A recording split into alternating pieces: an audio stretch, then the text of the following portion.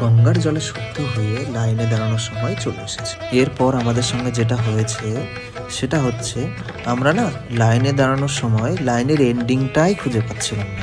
আসলে দিনটি ছিল শনিবার। বাড়ির থেকেই ভেবে গিয়েছিলাম ভিড়ের মুখে পড়লেও পড়তে পারি, কিন্তু এসে যা দেখলাম, হায় রে ভিড়! মনে হচ্ছে গোটা শহরটাই এসেছে আজকে মাকে দেখতে। অবশেষে লাইনের এন্ডিংটা পেয়ে গিয়েছি, তো চলো লাইনে দাঁড়ানো যাক। আর আমরা লাইনে দাঁড়িয়ে থেকে একটা জিনিস নোটিস করলাম যে বেশ কিছু মানুষ গঙ্গার জলে স্নান করে রাস্তায় গণ্ডি কেটে কেটে মায়ের কাছে পুজো দিতে যাচ্ছে। আচ্ছা শুনছ কি গো, শোনো না, আরে এনারা এইভাবে কেন পুজো দিতে যাচ্ছে মায়ের কাছে? আমি শান্ত গলায় তাকে বললাম, এটা শুধু নিয়ম নয়, বিশ্বাস। কথিত আছে বড় মার চরণে যে ভক্ত মন থেকে গণ্ডি কেটে পুজো দেয় তার মনস্কামনা খুব তাড়াতাড়ি পূর্ণ হয়।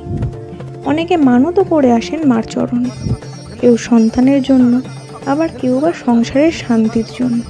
আর বড় মা তার সন্তানদের ডাক তিনি কখনো ফিরিয়ে দেন না। বিশ্বাস করা হয় বড় মা যখন ডাক শুনতে পান তখন তিনি আর চুপ থাকতে পারেন না, তিনি ঠিক আশীর্বাদ নিয়ে পাশে এসে দাঁড়ান। আজ আমরাও এসেছিলাম শুধু এইটুকু ভরসা নিয়ে। ভিড়ের মাঝে দাঁড়িয়ে থেকেও মনটা যেন ভরে গিয়েছিল। মনে হচ্ছিল মা নিজের হাত বাড়িয়ে বলছেন, আয় বাবা, আমি তো আছি, তোর মনের সব কথা আমি জানি, শুধু একবার মন থেকে বল জয় বড় মা। ও আচ্ছা, বুঝলাম এবার। লাইনে দাঁড়িয়ে থেকে প্রত্যেকটি মানুষ গরমে খুব কষ্ট পাচ্ছিল, আর সবার কষ্ট দেখে মা থাকতে না পেরে আকাশ থেকে অঝরে বৃষ্টি নামিয়ে দিল।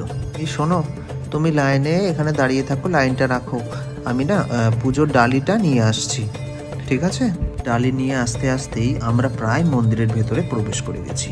আর ভেতরে ঢুকতেই মায়ের মুখটি দেখে প্রাণটা যেন জুড়িয়ে গেল।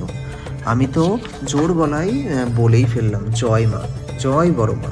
বন্ধুরা, তোমরা কমেন্টে জয় বড় মা লিখে যেও। ভিডিওটি ভালো লাগলে লাইক করে আর চ্যানেলটিকে সাবস্ক্রাইব করতে কিন্তু ভুলো না।